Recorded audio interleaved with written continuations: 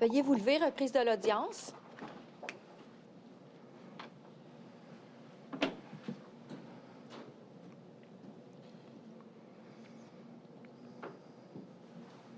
Bon après-midi.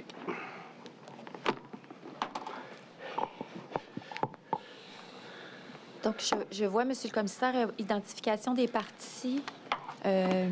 Oui, s'il y a eu des changements depuis ce matin. Oui, Maître Lebel, on n'avait pas demandé son identification ce matin. Là, pour être sûr, c'est pour les fins de l'enregistrement, s'il vous plaît. Tout à fait. Pas de problème. Maître France Lebel de Bernard Roy pour le procureur général du Québec. Maître Lebel.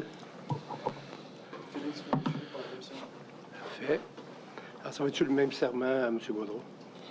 Ça va être-tu le même serment? Oui. Pas besoin de vous réassermenter. Alors, merci, M. le commissaire. Oui. Je vais mettre la prise. Alors, quelques questions pour le témoin. Oui. M. Gaudreau, vous avez siégé à la Commission d'administration publique durant votre députation? Oui. En quelle année exactement vous avez siégé sur la commission? J'ai siégé de 2014 à 2022, sauf pour la période où j'ai été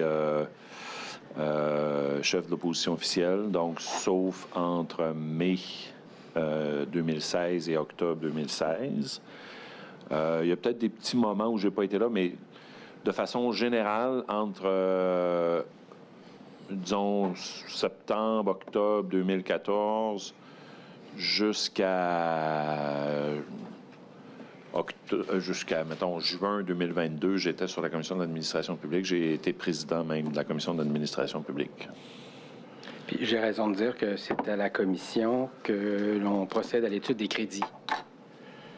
Non, vous n'avez pas raison. Alors, allez-y, corrigez-moi.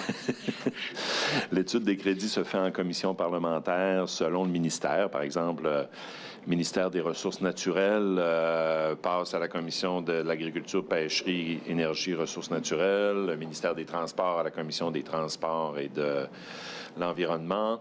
La commission de l'administration publique travaille étroitement avec le vérificateur général du Québec sur les rapports du VG. Et la commission de l'administration publique fait un travail de suivi avec la fonction publique, la haute fonction publique. Donc, la différence avec les commissions parlementaires régulières, comme celle qui étudie les crédits, c'est que la commission d'administration publique n'est pas sur l'opportunité des projets, elle est sur la gestion des projets. Donc, l'opportunité, c'est politique. Est-ce qu'on doit faire tel projet, telle politique, tel projet de loi, alors que la commission d'administration publique, son mandat est de voir si la gestion de tel projet a été bien faite. Donc, c'est une commission parlementaire qui fonctionne de façon beaucoup plus non partisane. Moi, je trouvais ça extrêmement intéressant pour cette raison-là. En étroite relation avec le vérificateur général du Québec, parce que l'autre mandat, c'est d'entendre le vérificateur général sur ses rapports, comme en ping-pong là, avec le ministère qui est concerné par le rapport du VG selon le sujet X. Mais c'est pas le ministre qui vient à la commission d'administration publique, c'est l'administration publique. C'est le sous-ministre ou les hauts fonctionnaires. Et est-ce que lors des travaux de la commission, il vous a été donné d'entendre les représentants de la Société d'assurance auto sur le projet CASA ou sur d'autres projets? Là, je veux juste clarifier quelque chose. Moi, j'ai été convoqué ici parce que je suis l'ancien ministre des Transports et des Affaires municipales. Là, en tout respect, c'est parce que là, vous me posez des questions sur la commission d'administration publique, qui est comme un autre volet, puis qui est dans mon rôle de parlementaire. Fait que je ne m'attendais pas à ça, honnêtement, là. Fait que je sais pas, là, tu sais, c'est... J'ai pas de mémoire, là, moi, qu'on me corrige. J'ai pas, si vous soulevez l'immunité, moi, comme parlementaire... C'est pas au niveau de l'immunité, mon problème. Ouais. Ben moi, j'ai peut-être un problème. C'est pas soulevé. Est-ce que je dois le soulever d'office? C'est-à-dire, moi, le gouvernement a levé les privilèges, mais ce que je connais du privilège parlementaire, il y a juste le président de l'Assemblée qui pourrait vous relever, là. Alors, c'est juste, je veux mettre en garde je veux juste mettre en garde les personnes, là. J'ai l'air intelligent comme ça, c'est parce que j'ai lu récemment. Ben... Je vous le dis, là. Je vous le dis, j'ai lu effectivement des décisions quant au privilège parlementaire, au cas qu'on... Ben, c'est parce que c'est deux choses complètement dans ma vie de parlementaire. Il y a la dimension ministre, pense que c'est pour ça que je suis ici aujourd'hui. Ministre, il n'y a pas de problème. Vous êtes relevé de votre... Mais là, si on part du côté de la Commission de l'administration publique, moi, j'adore la Commission de l'administration publique, mais... M. Gaudreau, est-ce que vous soulevez le privilège? Parlementaire? Oui. Est-ce que vous le soulevez? Parfait. Alors, moi, je peux parler des choses qui sont publiques, de toute façon, parce que les séances dans le journal des débats publiques de la Commission sont publiques. Tout à fait. Parfait. Donc, le côté public, mais si vous soulevez le privilège, en tout cas, je viens de faire la mise en garde, là. Oui. Vous savez, Je vais préciser ma le question. procureur général est là également pour surveiller ça. Alors, si vous voyez que ça va trop loin, bien, je compte sur vous pour vous lever. Bien. C'était ma dernière question. Je demeure à l'affût, monsieur le commissaire, mais j'attendais la question. Merci. Alors, Peut-être trop vite. est-ce que je comprends de votre témoignage, est-ce qu'il vous a été donné d'entendre les représentants de la SAC lors de vos travaux entre 2014 et 2022 à la Commission d'administration publique? Travaux publics, évidemment, qui étaient évidemment retranscrits par les instances de l'Assemblée nationale. Je peux pas vous le garantir. Il Il faudrait vérifier. Très bien. Si j'avais su que je serais questionné sur la Commission d'administration publique, j'aurais vérifié dans les agendas de la Commission de l'administration publique. Tout ça est public, de toute façon. Fait que je peux pas... C'est possible qu'on... peut-être sur son rapport annuel de gestion. C'est dans le mandat de la Commission de l'administration Et publique. tout ce qui est public, on s'entend. Si mettre la prise de quelque chose, il l'a devant lui, c'est public, les débats, je vais permettre les questions. Si ça concerne sa clé, C'était là. mais le témoin dit qu'il ne s'en souvient plus, alors il n'y aura pas d'autres Il n'y a questions. pas d'autres monsieur le questions. Parfait, maître. Alors, par ailleurs, vous avez indiqué lors de votre témoignage ce matin avoir rencontré à quelques reprises Mme Nathalie Tremblay de la Société d'assurance auto. Est-ce que vous vous souvenez également d'avoir rencontré un dénommé Carl Malenfant? Non. Maintenant, concernant votre première intervention comme ministre des Transports, lorsque on vous demande d'autoriser ou de soutenir une demande au Conseil du Trésor de la part de la société pour augmenter le nombre d'employés temps complet autorisés par le secrétariat du Conseil du Trésor. Est-ce que j'ai raison de dire que la demande était de déterminer un nombre d'employés plus élevé? C'était ça la demande, dans le fond, de la Société d'assurance auto. Bien, selon les pièces qui sont déposées et que nous avons examinées ce matin, effectivement, il y avait une demande d'augmenter le nombre d'ETC. Et j'ai raison de dire que la demande ne visait pas à soustraire la société à l'autorisation du secrétariat du Conseil du Trésor pour augmenter ce nombre-là.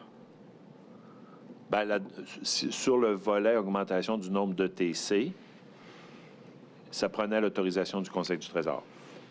Et donc, la demande de la Société d'assurance auto n'était pas de se soustraire au mécanisme d'autorisation auprès du SCT. D'autorisation pour augmenter le nombre Exact. de personnes? Oui.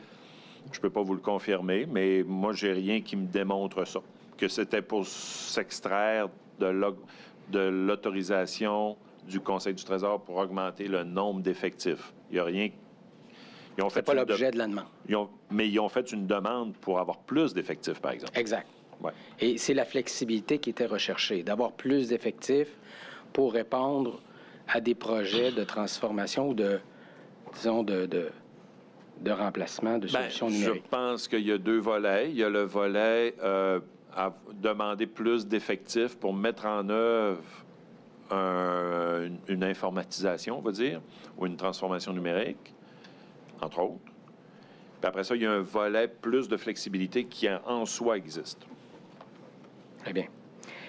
Vous avez indiqué dans votre témoignage un peu plus tôt que le positionnement ou la posture de la société face à ces demandes d'allègement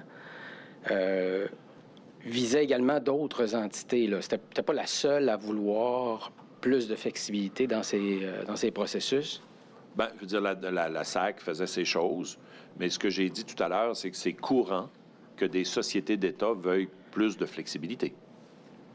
Je vous ai fait remettre un document préalablement à la reprise d'instance, Monsieur le commissaire, pour permettre aux témoins de le consulter et non de suspendre de nouveau pour qu'ils le fassent. Je vous ai fait remettre un document qui s'intitule « Mise en œuvre des allègements de la gouvernance et de la gestion des ressources informationnelles. Bilan des travaux du comité conseil, 20 mars 2014. Est-ce que vous avez eu l'occasion d'en prendre connaissance? Tantôt, oui. Est-ce que c'est à votre connaissance, M. Gaudreault, que au moment même où la Société d'assurance auto demande des allègements, il y a un mouvement dans plusieurs organisations pour obtenir des allègements à la loi sur la gouvernance et la gestion des ressources informationnelles? Je ne peux pas vous dire ça. Moi, je m'occupais de mes ministères. S'il y a d'autres sociétés d'État qui l'ont demandé ou d'autres ministères, ça leur appartient. Il faudrait leur demander. Très bien. Je vais quand même coter le document, Monsieur le commissaire, parce qu'il est vraiment est-ce que intéressant. vous l'avez transmise? Oui, il a été transmis. À la greffière adjointe, j'aimerais le Et voir. j'aimerais qu'il on soit va le là coter, publiquement. effectivement, Madame la greffière. Sous 24 P59. Exactement. Je vous remercie, M. Gaudreault. Merci. Je veux quand même, juste avant de clore, là, je veux juste quand même voir le document que vous avez pris connaissance. Là. Alors, c'est la lettre à Monsieur Jean-Marie. Juste revenez, Madame la greffière, je veux juste voir. Là. Non, c'est pas celui-là. C'est pas celui-là? Peut-être juste mettre... oui, vous pouvez vous approcher, puis donner le bon document. C'est quoi le numéro de code, Madame la greffière? C'est le 24 P59.